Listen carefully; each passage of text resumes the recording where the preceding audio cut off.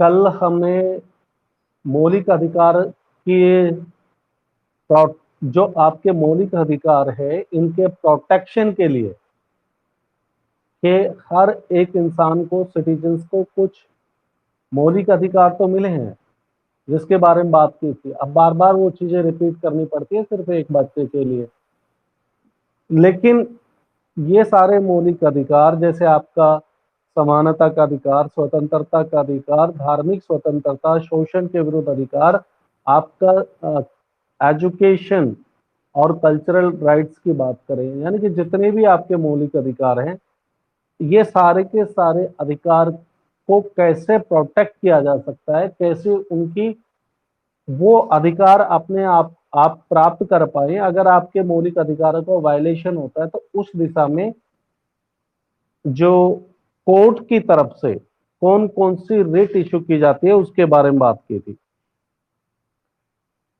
मतलब आप किसी एक इंडिविजुअल के मौलिक अधिकारों का हनन होता है, वायलेशन होता है, उस कंडीशन में वो कोर्ट की शरण में जाता है और कोर्ट उसकी किस तरह से मदद करता है, वो अलग अलग तरह से, अलग अलग जो टाइप की जो रिट इश्यू की जाती है उसके बारे में बात की थी। चाहे वो बंदी प्रत्यक्षीकरण, जिसको कि आप हैबियस कॉर्पस बोलते हैं, चाहे परमादेश की बात करें कि जब कोई पदाधिकारी अपने काम को नहीं करता है उस पीरियड में परमादेश की रिट इश्यू की जाती है, या फिर निषेध आदेश की बात करें, अधिकार प्रच्छा उत्प्रेषण। आज मैं नोट्स भेजूंगा, उसमें से सचिन इन सभी चीजों को तुम एक बार देख लेना क्योंकि आपने पढ़ा नहीं।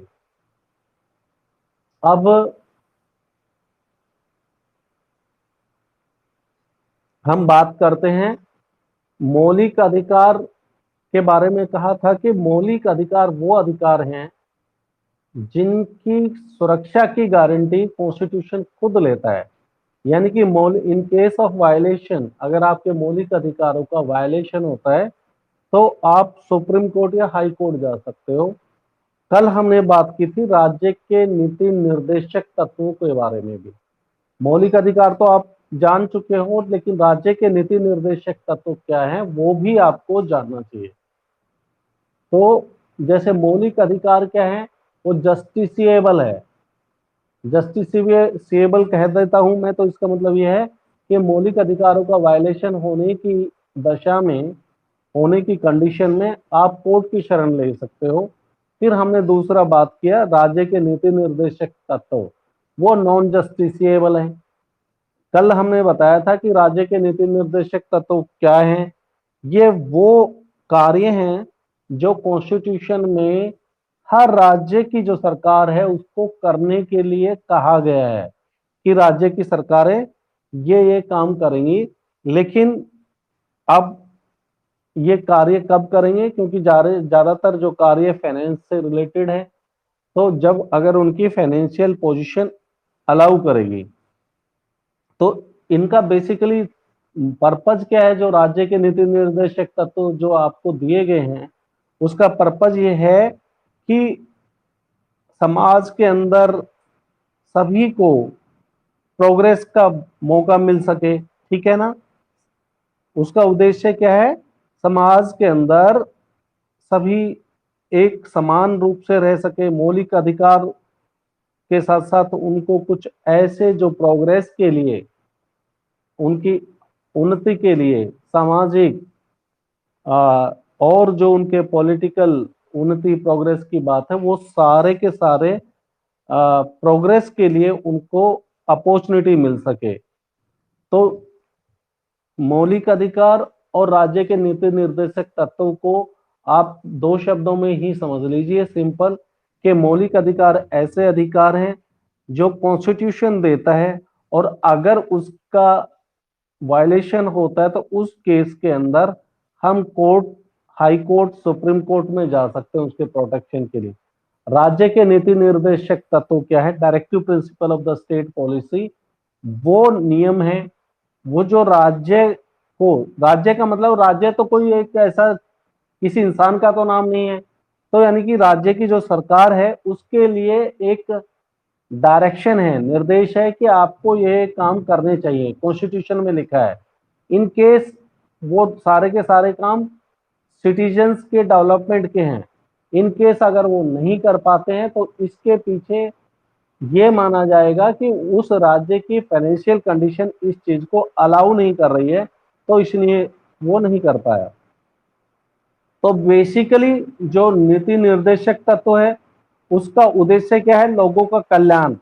अब जब कल्याण का बात करते हैं, मतलब इंग्लिश में आप अगर आप कहें तो वेलफेयर, और किस तरह के वेलफेयर, आर्थिक वेलफेयर, सामाजिक वेलफेयर, राजनीतिक न्याय के लिए होते हैं, और लोगों के जीवन स्तर को, उनकी लाइफस्टाइल को ऊपर उठाना। बारिश हो रही है बाहर, इस वजह से आप मेरी आवाज सुन पा रहे हो, एक बार मेरे को मैसेज कर दीजिए। Yes sir. चलो वेरी गुड, मैंने सोचा कहीं डिस्टर्ब तो नहीं हो रहा है, हो रहा होगा, लेकिन फिर भी अगर आप सुन पा रहे हो तो अच्छी बात है। तो लोगों का कल्याण, जो राज्य के नीति निर्देशक तत्व किसी है, लोगों के कल्याण के लिए है, लोगों के वेलफेयर के लिए है। और जब वेलफेयर की बात करते हैं तो उनका इकोनॉमिक वेलफेयर, पॉलिटिकल जस्टिस और सोशल जस्टिस की बात करता है। कंक्लूजन यही है कि जो लोगों का जो जीवन स्तर है उसको ऊंचा उठाया जाए, सबको मतलब एक स्टैंडर्ड ऑफ लिविंग। एक तो जीने का ये है कि भाई ठीक है, 3 वक्त की रोटी मिल गई, ठीक है, रहने को एक झोपड़ी मिल गई, ये भी जीना है। और एक जीना ये है कि आप एक सम्मान के साथ जी सके, एजुकेशन दे सके अपने बच्चों को, उनको अच्छे कपड़े दे सको, समाज के अंदर वो सीना तान के चल सके, इस तरह का डेवलपमेंट का, इस तरह की उनको अपॉर्चुनिटी मिल जाए, जॉब की अपॉर्चुनिटी मिल जाए सबको, किसी के साथ समाज के अंदर भेदभाव ना हो, और जितने भी संसाधन हैं समाज में, संसाधन का मतलब आप समझ सकते हो, सपोज करो कि जमीन है, वो इक्वली डिस्ट्रीब्यूट हो, सबके पास में लगभग मोर और लेस बराबर हो, और जो लोग काम करना चाहते हैं उनको काम करने की अपॉर्चुनिटी मिले। देखो, आज के आप एग्जांपल से समझ सकते हो कि भारत के अंदर अगर देखा जाए तो ऐसे लोग हैं, पढ़े लिखे हैं, काम करना चाहते हैं, लेकिन उनको काम नहीं मिल रहा।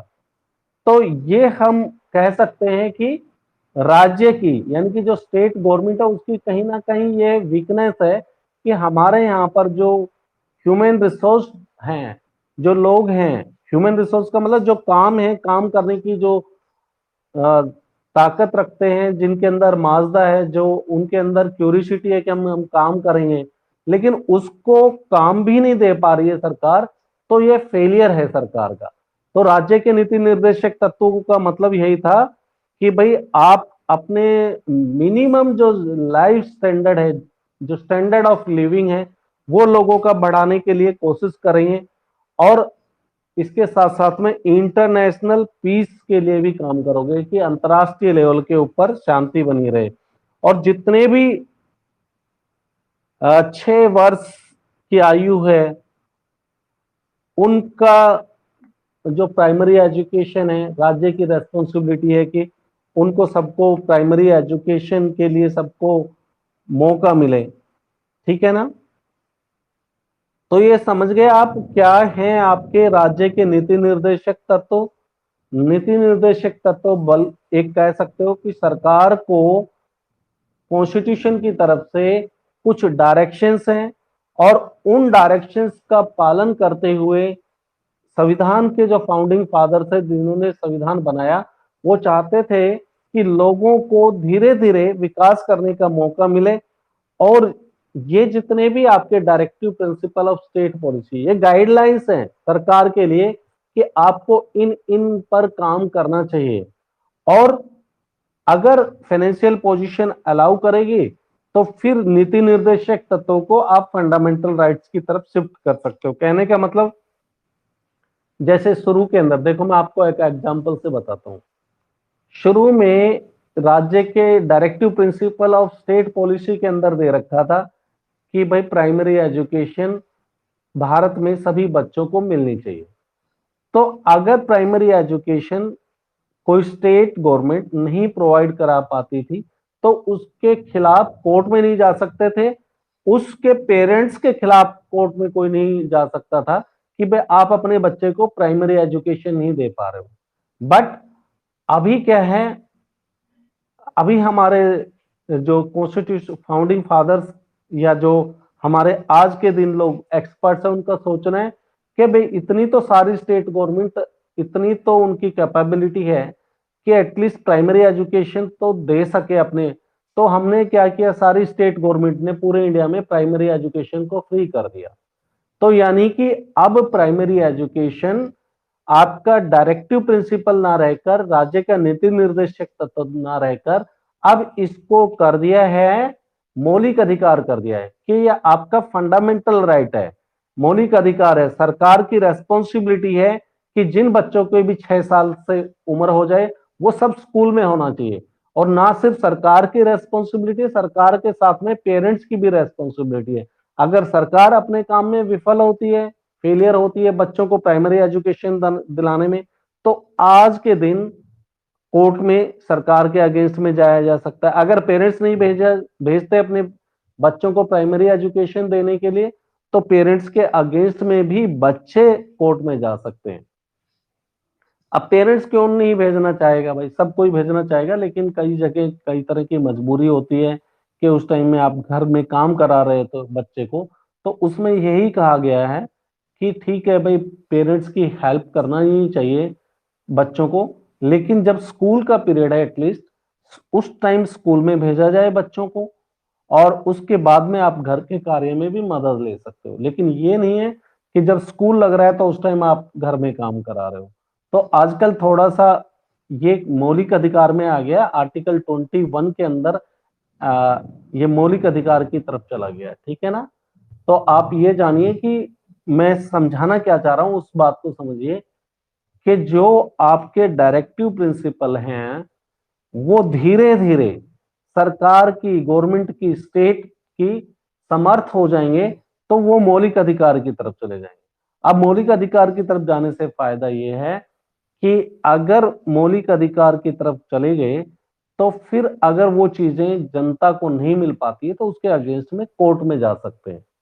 ठीक है, directive principle of state policy और फंडामेंटल राइट्स में क्या अंतर है कि फंडामेंटल राइट्स का वायलेशन होने पे हम कोर्ट में जा सकते हैं, लेकिन directive principle of state policy, राज्य के नीति निर्देशक तत्व, राज्य को सिर्फ इतना कहा गया है कि आपको ये कार्य करने चाहिए, अगर आप वो नहीं करते तो आप उसके अगेंस्ट में कोर्ट में नहीं जा सकते।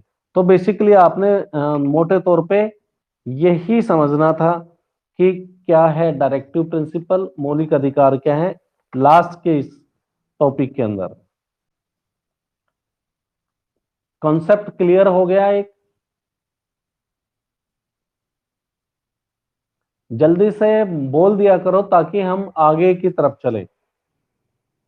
अगर नहीं होता है सर, कहां से समझ में नहीं आया, तो मेरे को बताओगे, तो वहां से चीजें दोबारा से क्लियर की जाएंगी।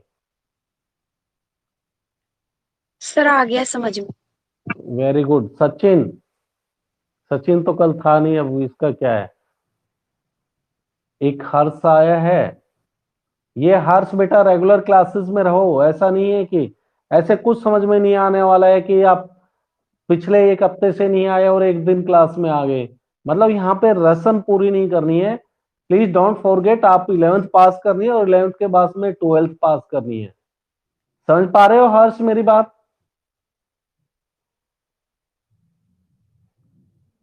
अब इससे ऐसा पता लगता है कि सिर्फ आपने मोबाइल ऑन कर दिया और रख के चले गए जब आप रेस्पॉन्ड नहीं कर रहे हो। सचिन, सचिन का भी यही हाल है, मैसेज कर देते हैं। सचिन यस सर कर रहा है। चलो, अब नेक्स्ट चैप्टर है आपका इलेक्शन एंड रिप्रेजेंटेशन। आप बेसिकली इसका कॉन्सेप्ट को समझ लेते हैं, आज उस चैप्टर को तो नहीं आपको पढ़ाएंगे। नेक्स्ट चैप्टर है आपका चैप्टर नंबर 3, ठीक है ना, चुनाव और प्रतिनिधित्व। तो इसके अंदर हम किस बारे में बात करने वाले हैं, इतना सा एक कॉन्सेप्ट समझ में आ जाए। इलेक्शन एंड रिप्रेजेंटेशन कोई बहुत नई चीज नहीं है आपके लिए। आप के आसपास चाहे ग्राम पंचायत के चुनाव होते हों या लेजिस्लेटिव असेंबली विधानसभा के चुनाव, फिर लोकसभा के चुनाव होते हैं, सारे चुनाव को आप देखते हो। तो इस चैप्टर के अंदर बेसिकली आपको यही बात किया जाएगा कि चुनाव कराने के लिए एक इलेक्शन कमीशन नाम से कोई एक इंस्टीट्यूशन होती है देश के अंदर, ठीक है, उसकी रेस्पॉन्सिबिलिटी क्या है? फ्री एंड फेयर चुनाव कराना।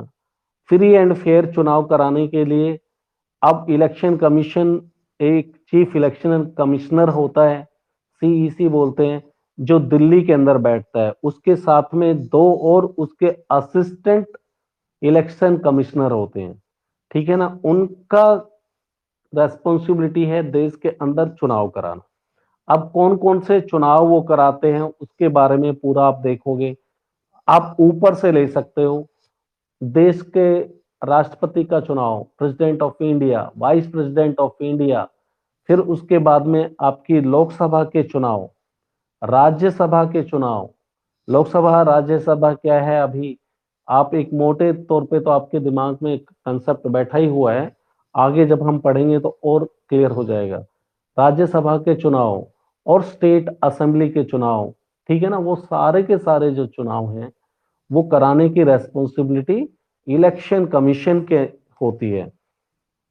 तो अब देश के अंदर आप इस चैप्टर में बात करोगे कि जो इलेक्शंस के लिए वोट डालने की जो मिनिमम क्वालिफिकेशन या कह सकते हो मिनिमम एज क्या है वोटर की, तो वोटिंग लिस्ट कैसे बनती है, उस वोटिंग लिस्ट के अंदर किन के नाम निकाल दिए जाते हैं, कब निकाले जाते हैं, कब वोटिंग वोटिंग लिस्ट को रिवाइज किया जाता है, ठीक है ना। पूरे आपको भी जैसे 18 ईयर्स की एज ले लेते हैं तो वोटिंग आइडेंटिटी कार्ड इश्यूज कर दिए जाते हैं, वोटिंग आइडेंटिटी कार्ड। तो कैसे इलेक्शन कमीशन, कौन से, जो देश का एक तो इलेक्शन कमीशन होता है जो मैंने आपको बता दिया, चाहे राष्ट्रपति के चुनाव, उपराष्ट्रपति के चुनाव, राज्यसभा के चुनाव और फिर लोकसभा के चुनाव। और लोकसभा के चुनाव के अंदर भी जब लोकसभा बन जाती है तो उसके अंदर स्पीकर के चुनाव होते हैं, डिप्टी स्पीकर के चुनाव होते हैं। ये सारे चुनाव कराने की रेस्पॉन्सिबिलिटी देश के चुनाव आयोग की होती है, ठीक है ना। अब चुनाव आयोग का अपॉइंटमेंट कैसे किया जाता है, कौन लोग हैं जो चुनाव आयोग में आ जाएंगे, तो ये देखो, ये देश के अंदर चुनाव कराना, सरकार बना लेना एक बहुत ही इंपॉर्टेंट काम है डेमोक्रेसी के अंदर। तो हमें ये भी ध्यान रखना है जब हम ये कहते हैं कि बहुत ही इंपॉर्टेंट है चुनाव आयोग, तो चुनाव आयोग के जो मेंबर्स है या चीफ इलेक्शन कमिश्नर है, उसका अपॉइंटमेंट करने के टाइम में ऐसा किया जाए, ऐसा कोई तरीका निकाला जाना चाहिए ताकि वो एकदम इम्पार्शियल रह के, फेयर रह के इलेक्शन कराए। कहीं ऐसा ना हो कि जो चुनाव आयोग के जो मुख्य चुनाव आयुक्त या दूसरे उसके सहयोगी हैं, असिस्टेंट हैं, वो सारे के सारे सरकार की तो मदद ना करे। तो इसके बाद में अगर वो ऐसा ही करने लगेंगे तो कभी भी देश के अंदर एक साफ सुथरी सरकार नहीं बन सकती अगर चुनाव आयोग अपना काम ढंग से नहीं करेगा। तो हमारे कॉन्स्टिट्यूशन के अंदर इसके बारे में पूरा प्रोविजन बनाया है कि जो इलेक्शन कमिश्नर है वो कैसे उसका अपॉइंटमेंट होगा, और अपॉइंटमेंट होने के बाद में आपने चीफ इलेक्शन कमिश्नर या असिस्टेंट इलेक्शन कमिश्नर को सरकार अपॉइंटमेंट तो कर देती है, लेकिन उसके अपॉइंटमेंट करने के बाद में वो इतना ताकतवर हो जाता है कि president of India, on the behalf of president of India, उसका अपॉइंटमेंट होता है। लेकिन बाद में ही राष्ट्रपति ही उसको हटा नहीं सकता उसके पद से। उसको हटाने के लिए बहुत ही एक लंबा प्रोसीजर है, वो इसलिए बनाया गया है ताकि सरकार की कठपुतली ना बन के रह जाए आपका इलेक्शन कमीशन, ठीक है ना। ऐसा ना हो कि जिसने चुना है, अब ये तो पॉसिबिलिटी है ना बेटा, सपोज करो कि मैं देश का प्राइम मिनिस्टर हूं, मैंने इलेक्शन कमीशन, जो पहले से चीफ इलेक्शन कमिश्नर था वो रिटायर जा रहा है, और उसकी जगह नए इलेक्शन कमिश्नर को अपॉइंटमेंट कर रहा हूं मैं। और एज पर कॉन्स्टिट्यूशन तो प्रेसिडेंट ऑफ इंडिया करता है, लेकिन प्रैक्टिकली उसकी पावर पूरी की पूरी प्राइम मिनिस्टर ही यूटिलाइज करता है।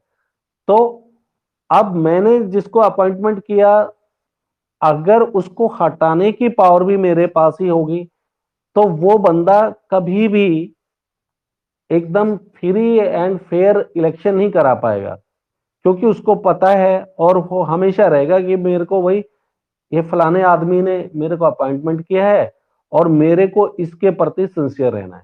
तो कॉन्स्टिट्यूशन, फाउंडिंग फादर जिन्होंने देश का कॉन्स्टिट्यूशन बनाया था, जब वो इलेक्शन कमीशन के बारे में गाइडलाइंस लिख रहे थे, तो उन्होंने कॉन्स्टिट्यूशन में ये कोशिश किया कि election commission free and fair काम कर सके, इंडिपेंडेंटली काम कर सके, किसी के दबाव में ना आके काम करे।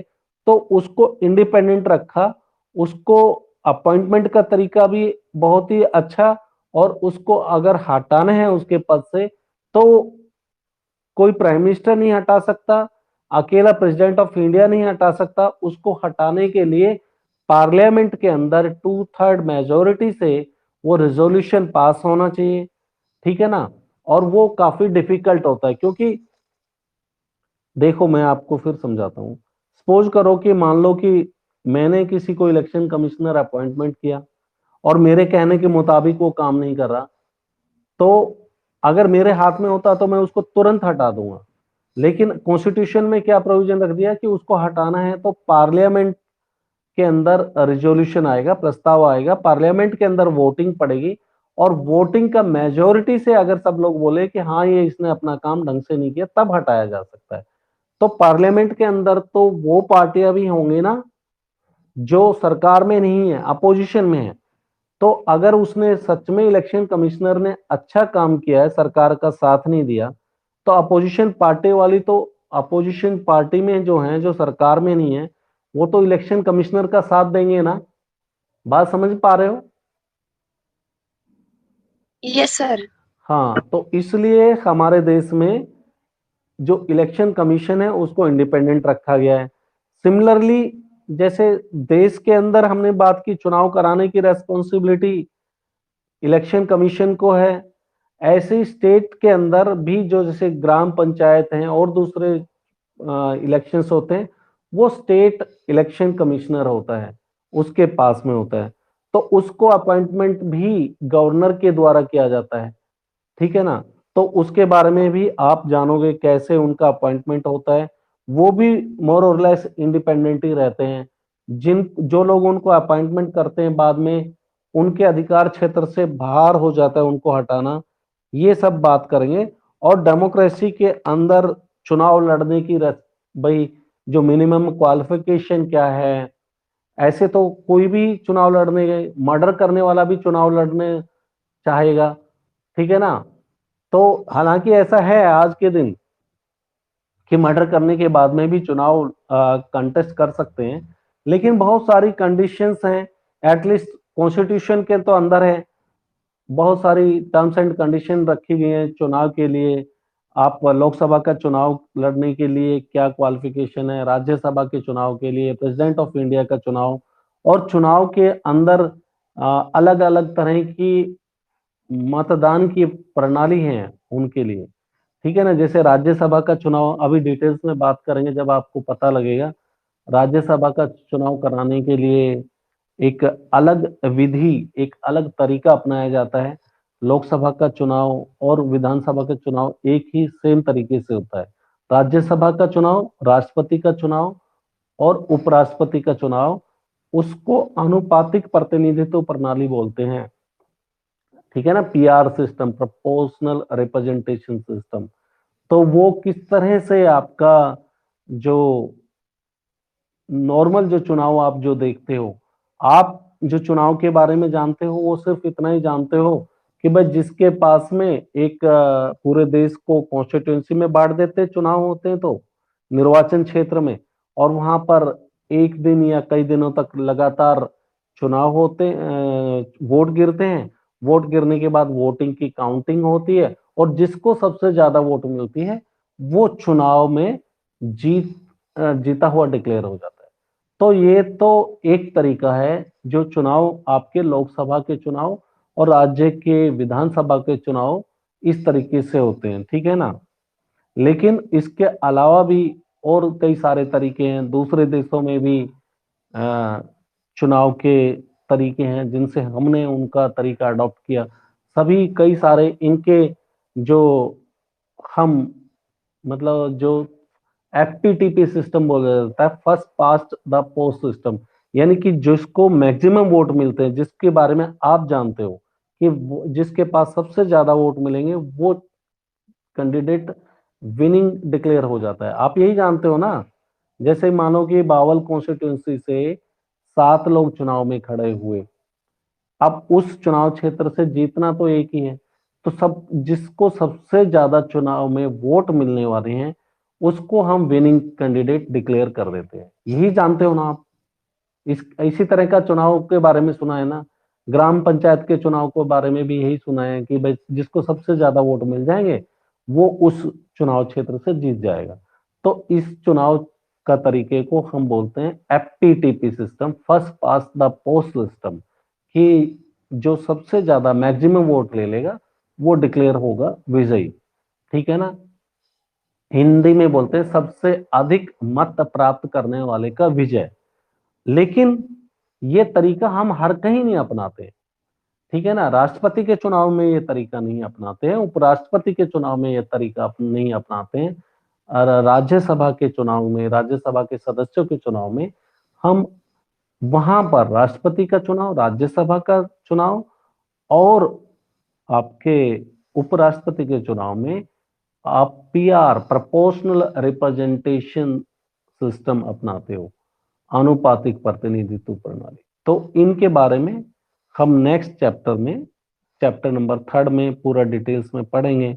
और जब पढ़ेंगे तो इनकी खामियां भी देखेंगे कि जो आनुपातिक प्रतिनिधित्व प्रणाली है भाई हमने क्यों नहीं अपनाया। देश के लोकसभा, राज्यसभा के लोकसभा के चुनाव, स्टेट असेंबली के चुनाव में क्यों अनुपातिक प्रतिनिधित्व प्रणाली क्यों नहीं अपनाई, क्यों हमने वहां पर सर्वाधिक मत वाले की जिसको सबसे ज्यादा वोट मिले उसको जीत वाली प्रणाली अपनाई। फिर दोनों में देखेंगे अनुपातिक प्रतिनिधित्व प्रणाली की क्या कमियां हैं, वीकनेसेस क्या हैं, और दोनों में अच्छाइयां भी होंगी तो उनके अच्छाइयों के बारे में बात करेंगे कि इसके सर प्लस पॉइंट्स क्या हैं, ड्रॉबैक्स क्या हैं। यानी कि दोनों इलेक्शन के लिए जो सिस्टम ऑफ रिप्रेजेंटेशन अपनाया गया है उसमें अच्छी चीजें क्या हैं, खराब चीजें क्या हैं, और फिर इलेक्शंस के अंदर इलेक्टोरल रिफॉर्म्स के बारे में बात करेंगे कि चुनाव के अंदर किस तरह से हम सुधार कर सकते हैं। हमारे देश में चुनाव होते हैं, चुनाव के अंदर इतना करप्शन है, भ्रष्टाचार है, लोग वोट से खरीद लेते हैं इंसान को, बाहुबली जो ताकतवर लोग हैं, गुंडे लोग हैं, वो पार्लियामेंट में पहुंच जाते हैं, अनपढ़ लोग पार्लियामेंट में पहुंच जाते हैं जो खुद पढ़े लिखे नहीं है।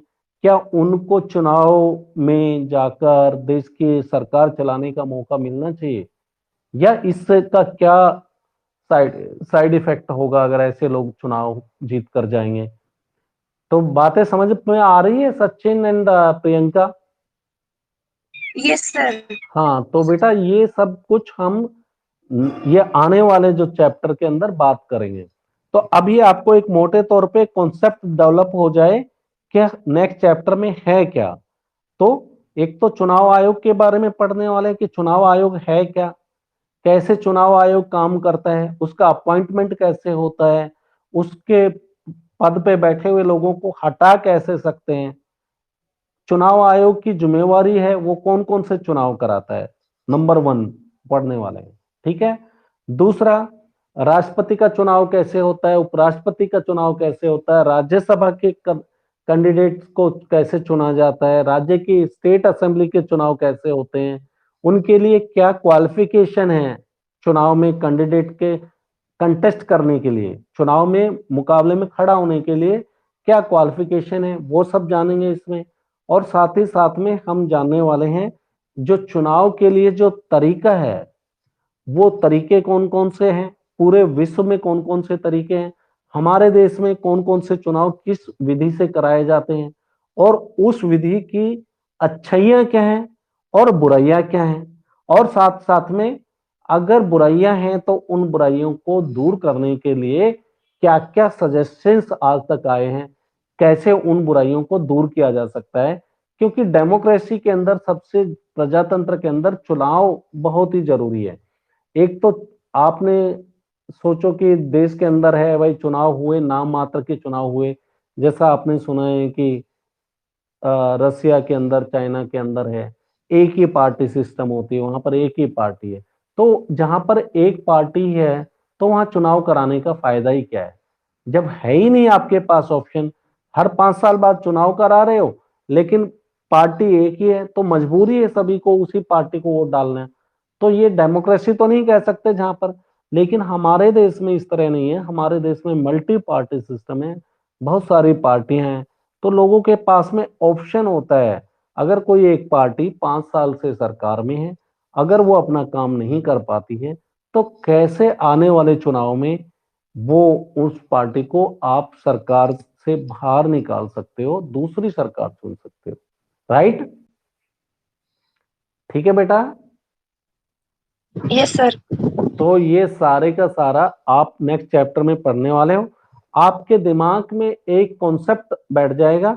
अब क्योंकि चैप्टर आपका सेकंड चैप्टर पूरा हो चुका है, उसके नोट्स आज मैं भेज दूंगा हिंदी और इंग्लिश में, और आप उन नोट्स को अपने रजिस्टर के अंदर लिख लेना है। ठीक है ना? और उनको लिख लेना ही नहीं है, उनको याद भी कर लेना है। और साथ साथ में मैं चुनाव और प्रतिनिधित्व चैप्टर के भी नोट्स भेज दूंगा, ताकि आप साथ साथ में जब मैं पढ़ाता हूं तो उसको देख पाओगे, देखिए, ताकि आप साथ साथ में कोरिलेट कर पाओगे। राइट? ठीक है बेटा। यस। चलो ठीक है, फिर एग्जिट कर जाइए। Yes sir. Okay bye.